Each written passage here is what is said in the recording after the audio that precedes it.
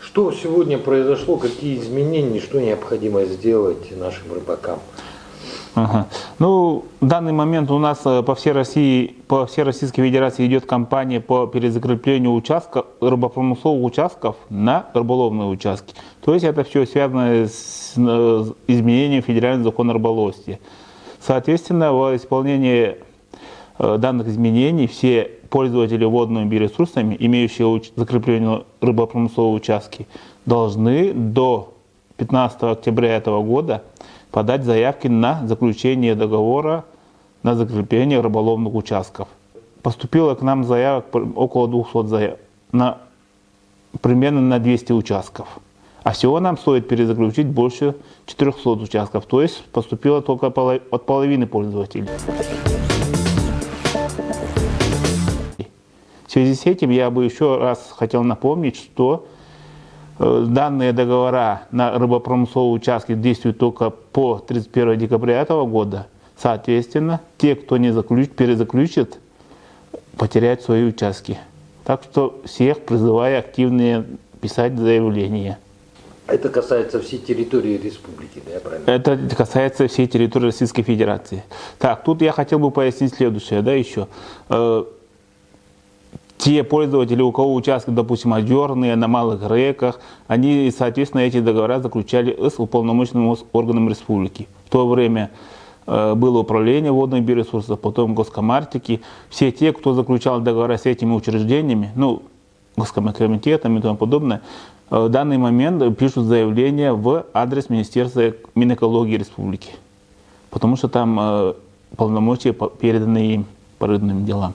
А те, кто заключал договора с нами, с Ленинским теруправлением, начиная с 8-9 годов, те подходят к нам и пишут заявление в наш адрес. А природа там такая же ситуация по срокам? Да, да, конечно. То есть они... что по тем договорам, что по нашим, там срок подачи заявлений до 15 октября этого года.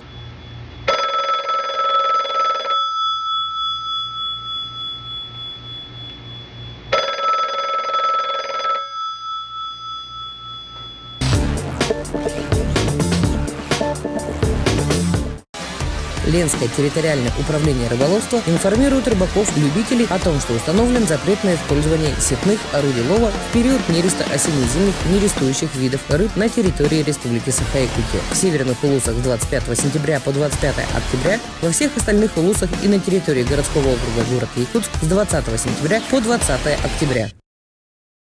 В последнее время в связи с техническим прогрессом, с тем, что стали доступны эти средства передвижения, лодки, там, орудия лова, любители промышляют не меньше промышленных объемов. Это общеизвестный факт. И, соответственно, чтобы хоть как-то, скажем так, минимизировать урон, были введены суточные нормы вылова. При расчете на столько-то видов рыбы, вернее, такого-то количества рыбы в сутки на одного человека. И эти суточные нормы были введены с учетом предложения науки. И ну, я бы сказал, что там такие суточные нормы, что не каждый любитель столько и выловит. Карася, допустим, того же 250 штук в сутки.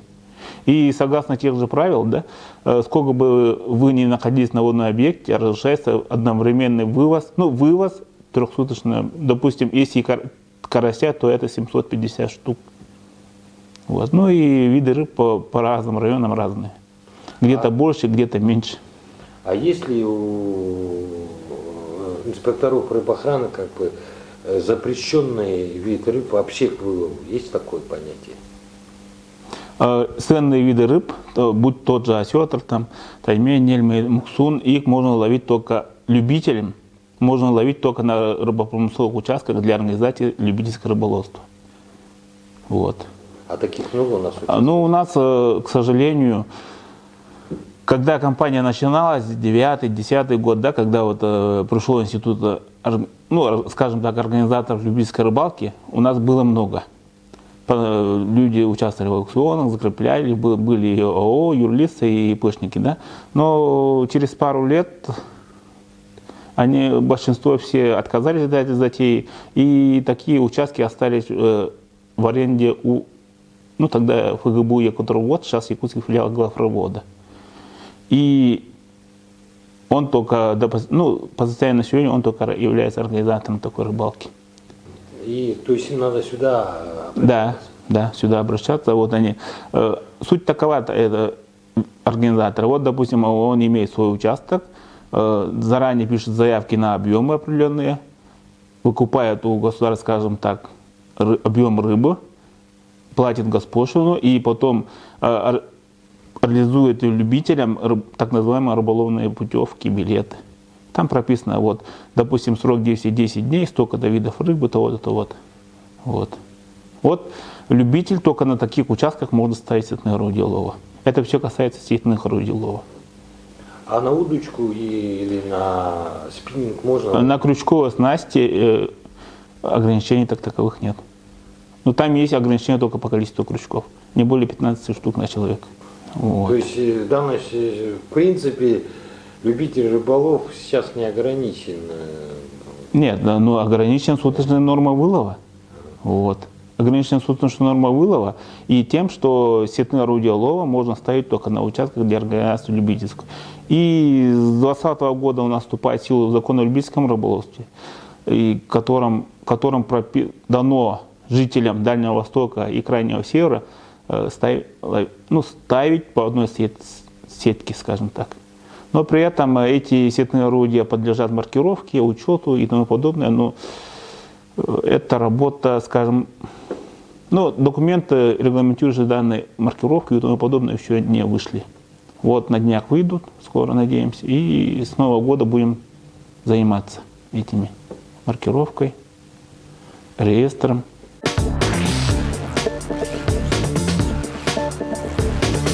Вы не заводите уголовные дела?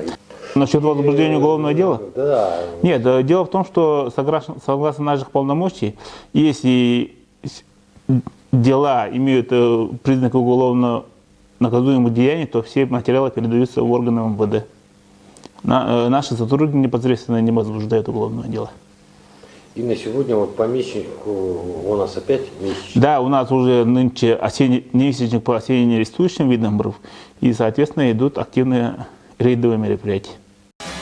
Ленское территориальное управление рыболовства информирует рыбаков-любителей о том, что установлен запрет на использование сетных орудий лова в период нереста осенне-зимних нерестующих видов рыб на территории Республики Саха-Якутия. В северных улусах с 25 сентября по 25 октября, во всех остальных улусах и на территории городского округа город Якутск с 20 сентября по 20 октября.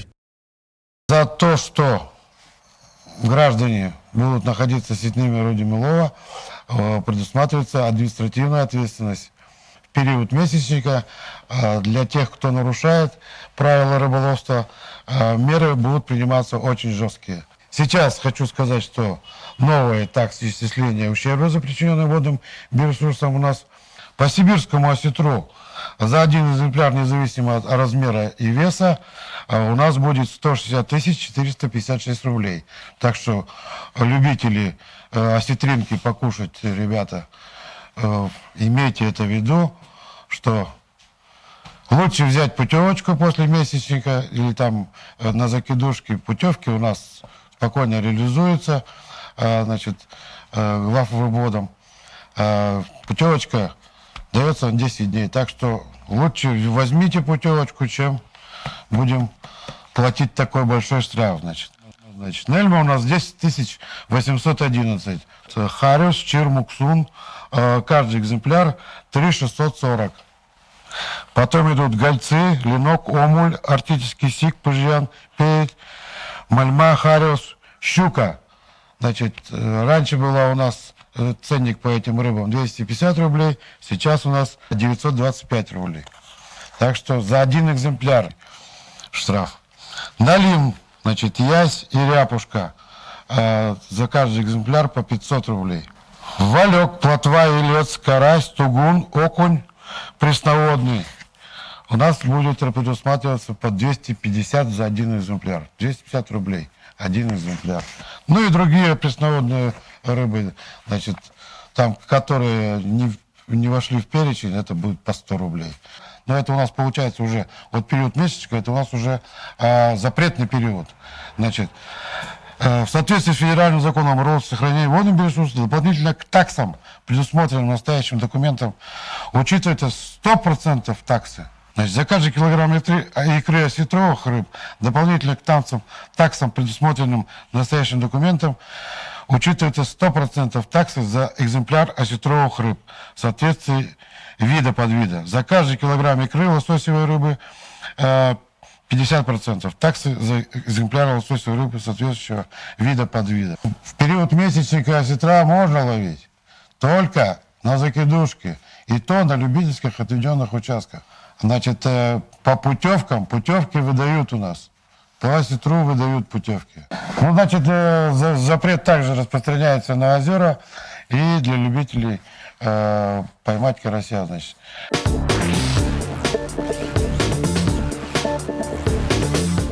Ну, все мы понимаем, что бесконечно быть пользователем, то есть брать от природы не получится.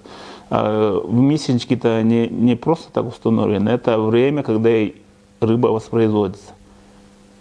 Есть месячник по весенним нерестующим видам рыб и есть месячник по осенне-зимним нерестующим. Осенне-зимние нерестующие виды рыб – это самые востребованные сиговые породы рыб. Они совершают длительные миграции по нашим магистральным рекам. И, соответственно, нам надо пропускать, чтобы рыба дошла до нерестилищ, нормально отнерестилась, тогда и рыба будет последующая. В данный момент у нас по всей Российской Федерации идет кампания по перезакреплению рыбопромысловых участков на рыболовные участки. То есть это все связано с изменением федерального закона о рыболовстве. Пользователи водными ресурсами, имеющие закрепление рыбопромысловые участки, должны до 15 октября этого года подать заявки на заключение договора на закрепление рыболовных участков. В связи с этим я бы еще раз хотел напомнить, что данные договора на рыбопромысловые участки действуют только по 31 декабря этого года. Соответственно, те, кто не перезаключит, потеряют свои участки. Так что всех призываю активно писать заявления.